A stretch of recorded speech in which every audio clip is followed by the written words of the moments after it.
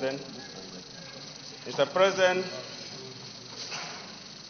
on Tuesday 19 and Thursday 21st November 2019, the Senate read for the second time three bills, SB 106, SB 109, and SB 158. All bills seeking to amend the Public Procurement Act number 14, 2007. All bills were referred to the Committee on Public Procurement for further legislative action to report in 2 weeks. The committee met and resolved to adopt the following modalities for its assignment. In brief, the committee decided to call for memoranda and conduct two-day public hearing and consult widely for diverse opinion from procurement specialists. The committee conducted public hearing for 2 days with submission from the listed individuals and organizations. You can see the list as attached. Please, where are the copies of the reports? Some of our colleagues have not received. Reports. The distribution is ongoing, Mr. President. Go ahead. You can go ahead. After a clause-by-clause consideration of the submissions, the committee recommends, among other things, as follows. Establishment and composition of the National Procurement Council. Introduction of e-procurement to minimize human interference. Condition for issuance of certificate of no objection and the committee that will issue it. Various tenders board that captures three arms of government and their approving authorities. Recommend 20% mobilization fee for local contractors only, and the reduction of time. I'm summarizing. You're summarizing now. I'm summarizing. Yes. We have the report now. We have the report to consider. So No, which page are you reading? The report. It's on page 6 now. 36.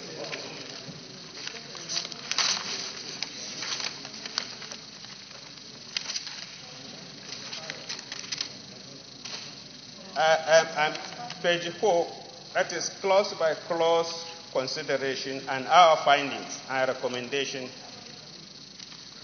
I said, after clause by clause consideration, the committee recommends, among other things, as follows. Now, I summarize all the recommendations, highlights of them into 7 groups. I would suggest that you read out the recommendations. I should read it all. Because that will guide us.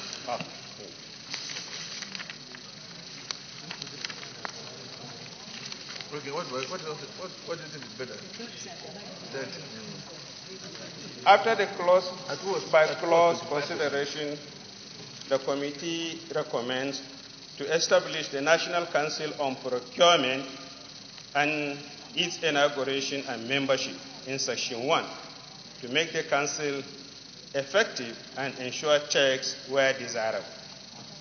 2, the institution of e-procurement model through the deployment of information communication technology in order to curtail partial interference in the procurement system in accordance with the global best practices.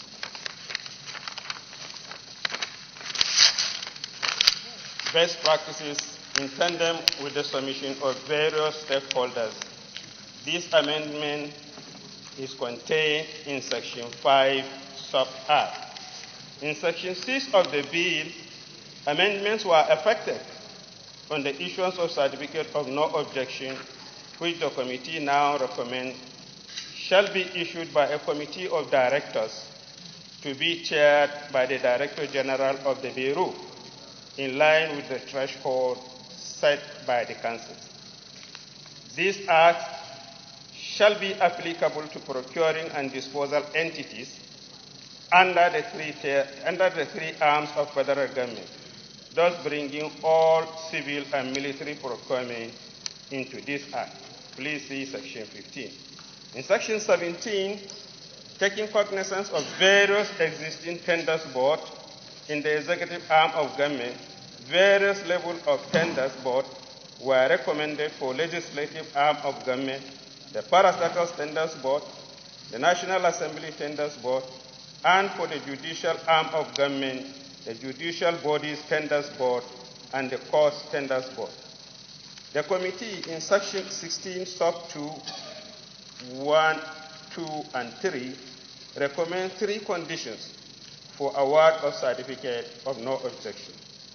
Further, in section 17, in case of any public procurement, the value of which exceeds the ministerial tenders board threshold or any other threshold set by the council, the following shall be the approving authority: the Federal Executive Council for executive arm of government, the National Assembly Tenders Board for legislative arm. Chairman, your document is different from ours.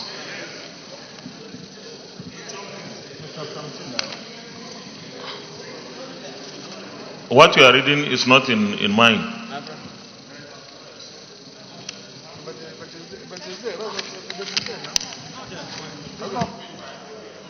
Which page are you reading? Page 5. His page 5 may not be the same page 5 as ours.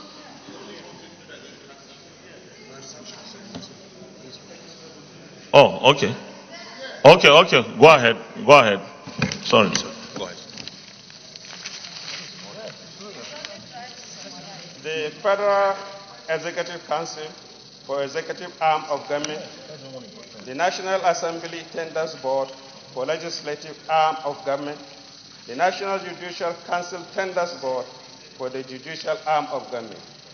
Accordingly, the committee recommends mobilization fee for not more than 20% for local contractors only, and may be paid to a supplier or contractor supported by unconditional bank guarantee or insurance bond issued by institution acceptable to the procuring entity until when the mobilization fee is fully amortized or recovered.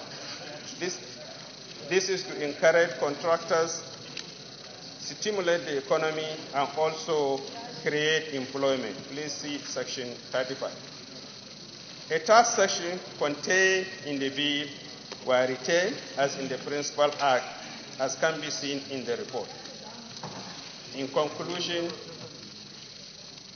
this is one of the economic stimulating transparency accountability instruments that deserve to be treated with utmost importance, as in tandem with the policy of the federal government under President Muhammad Buhari in fighting corruption. Also, in tandem with the 9th legislative agenda of the Senate. Mr. President, distinguished colleagues, on behalf of all members of the committee, I wish to thank you for the opportunity given to us to serve in this capacity and to urge for the expeditious passage of this bill. Thank you. My distinguished and respected colleague, Senator Albert Bassi, Shuaibu Northeast. Mr. President, let me commend my brother, the chairman of the committee, for his commitment and his passion. And also commend to you, Mr. President, your leadership. When we say you have demonstrated capacity, we say without equivocation. Mr. President, it is this Senate, under your leadership, that passed the almighty petroleum sharing contract, PSA. It is also this Senate, Mr. President, that strive to amend all our obsolete tax laws under your leadership.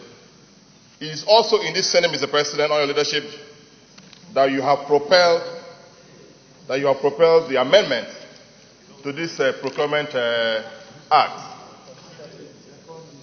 What we have done as the National Assembly, Mr. President, before I second it, is that we have passed the bulk of the performance of the budget to the executive, because we have empowered them with all the instrumentalities of office to ensure that we deliver to Nigerians the dividends of democracy.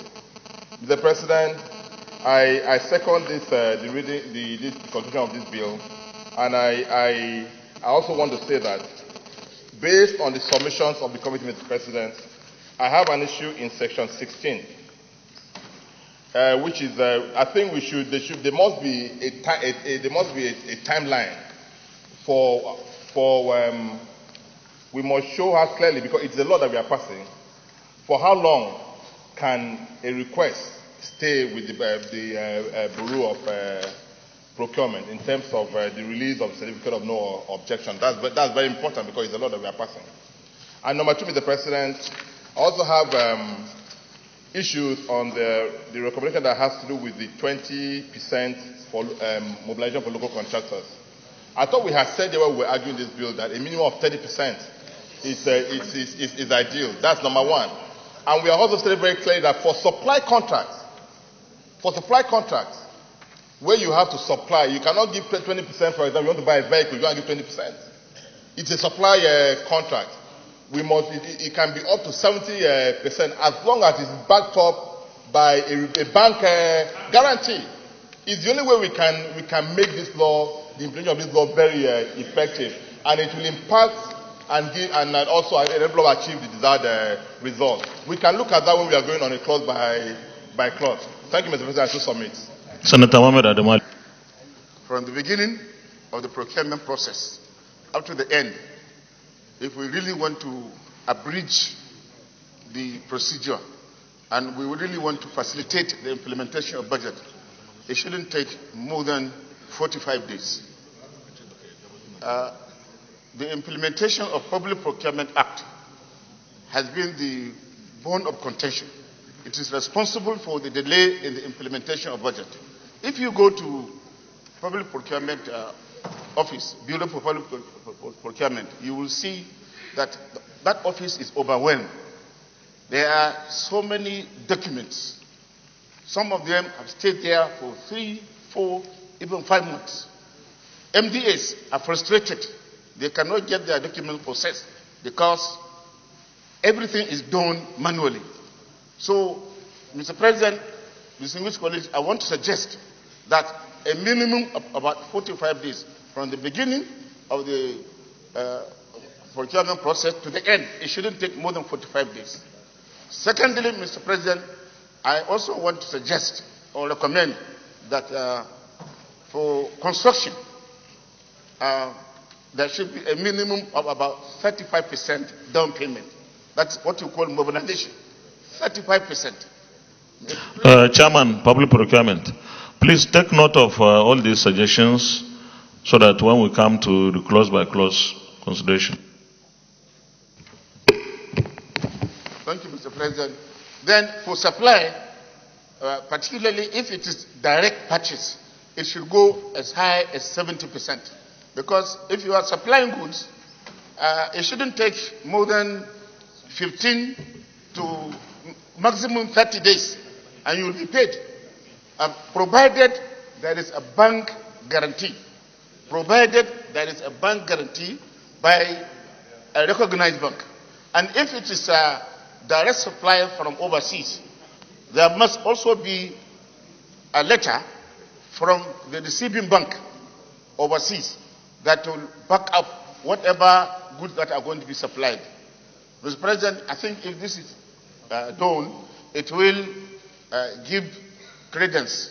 It will facilitate the procurement process, and it will also facilitate the implementation of budget. Thank you very much. Senator Mohammed Onjumagoji. For bringing this monumental change into the procurement process. Mr. President, I humbly wish to state that I was part and parcel of the process that brought the Procurement Act into fruition.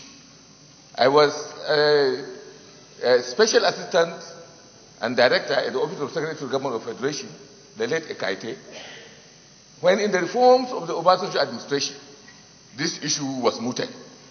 And at that time, Ezekwesili Obi came in, and she was the head of due process, or what we call at that time, Budget Monitoring and Price Intelligence Unit. It is that unit that gave birth to the Procurement Act. At that time, some of us who were seasoned or unseasoned civil servants, and who were quite conversant with the way in which procurement was being done at that time, through financial instructions and other stores, issue voucher and others, found some of the provisions of the Act, as they were laid down by experts, so draconian. And over the years, I think more than 12 years that we have been operating this particular Act, some of our fears have been born. And these are the fears that our experienced, distinguished colleagues, Danjuma Goje and Adamunda Aleru have raised. It has led to suboptimal implementation of the budget. Apart from the question of whether the revenue is there for the implementation, the process and the concentration of powers that have been envisaged in the original Act, have undermined the level of transparency that is expected, from the provisions of the Act. And I would want to employ my colleagues to look very, very carefully in some of the provisions of the Act and some of the changes that we are envisaging, in order to break it down to certain minimum easy processes that can easily be accomplished in order to fast-track the procurement process. Without a transparent and quick transparent process of procurement, the question of implementation of budget or implementation of government programs is going to be under-optimized. So what I would expect is that a lot of the suggestions that have been made by our colleagues are quite in order.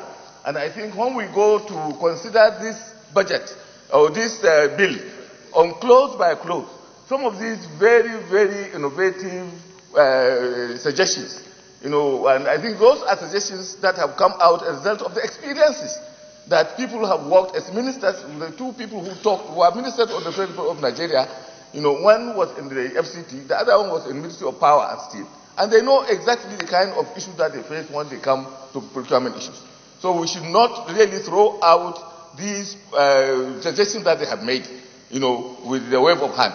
Mr. President, I want to thank you very much for, congratulate you for bringing closure, to this very serious anomaly, that has really undermined the transparency of our procurement process. And I would want our distinguished senators, my colleagues, to congratulate you, because as we are sitting here considering this, I think we are making history. And I think the Nigerian public service will be happy for some of the things that we are doing. I thank you, Mr. President, and I thank my colleagues. And please, let us sit down and apply our wisdom, close by close, so that wherever we see some of these processes, in order to make this thing quite, let us raise our hands and make this kind of, so that the collective wisdom of this Senate is going to be here on the consideration that we are going to be given to this bill. I thank you very much, Mr. President. Being proposed is okay because contractors can be able to mobilize. But the reality is, we should not forget that budget is released on monthly basis. In the first month and second, but quarterly. And if it is quarterly, you divide by 4, you get 25%. If you say you give somebody 70%, where are you going to get the money? Because it's the money released to the MDAs are on quarterly basis. So we should have this in mind in looking at the closer, so that we don't make law that cannot be realistically implemented. Thank you, Senator. Hire purchase, lease purchase, and so on and so forth. And I think where we have limited resources, these are the areas that the Bureau should pay attention to. How do we get these services without having to part with the money? And also, how do we have to get it back to the system, the buy-back part of it? Mr. President, I read the amendment. Most of these things, I did not see them there. And I would recommend that maybe if we have them as addendum, it will help. Like I said, the global best practice now is not to spend your money, is to use other people's money and do what you need to do, particularly where the resources is very limited. Again, I want to commend the committee for a very wonderful work they have. Going to do that, we can simply leave it for a person to be appointed by the President of the Federal Republic of Nigeria. Support the position of the minority leader in this regard. The issue of any sentimentality does not come in law. Of course, my legal advisor from Tablana Allah may object, but I think I will more or less go with the position of the minority leader there. So I think we have been arguing a lot of this. I have my own suggestion. My suggestion is that the council shall consist of a chairman who shall be the president or a person appointed in that capacity by him. Simple. Simple. That's it. Thank you, sir. I imagine there will be a definition of a local contractor. Is it interpretation or definition? Okay, then there should be a definition of what a local contractor is. Is that okay? We need to define who a local contractor is. No. Distinguished colleagues, the Senate in the Committee of the Whole considered the report of the Committee on Public Procurement on the Public Procurement Act 2007, Amendment Bill 2019, and approved as follows. Clause 1 as amended, Clauses 2 to 5 as recommended, Clause 6 as amended, Clause 7 to 15 as recommended, Clause 16 as amended, Clauses 17 to 34 as recommended, Clause 35 as amended, Clauses 36 to 60 as recommended, explanatory memorandum as recommended, short title as recommended, long title as recommended. Is this a true reflection of what transpired in the Committee of the Whole? Leader of the Senate. Mr. President, my highly respected and Reading. A bill for an act to amend the National Council on Public Procurement and the Bureau of Public Procurement Establishment to review mobilization fee paid to contractors, institute e-procurement, and to provide time frame for the procurement processes, etc. Act number 14 of 2007 and for related matters 2019 third reading taken and passed. Thank you very much, distinguished colleagues. Let me congratulate all of us, particularly our distinguished colleagues who sponsored the amendment bills. Senators Shuaibu Isah Lau, Senator Uche Lillian Ukunife Iyom, and of course, very distinguished Senator Allah Sankara for sponsoring those three bills. What we have done today is really to put the icing on the cake on what we are about to do tomorrow by the grace of God when we pass the budget 2020. We have passed already the finance bills that will ensure that we get the required revenue to implement the budget. But the public procurement process in Nigeria has been a big bottleneck for some time, probably since it was passed. We believe that with this amendment, the procurement process will be faster, and therefore the budget implementation will be faster and better. And I want to congratulate all of us for this feat. Surely this bill will have to go to the House of Representatives for them to concur. And I had a discussion with the Honorable Speaker that they will concur with us before we go on our Christmas break, so that to give the executive everything they would require for them to implement the 2020 budget very successfully. Thank you very much, distinguished colleagues. Leader of the Senate. Mr. President, my highly respected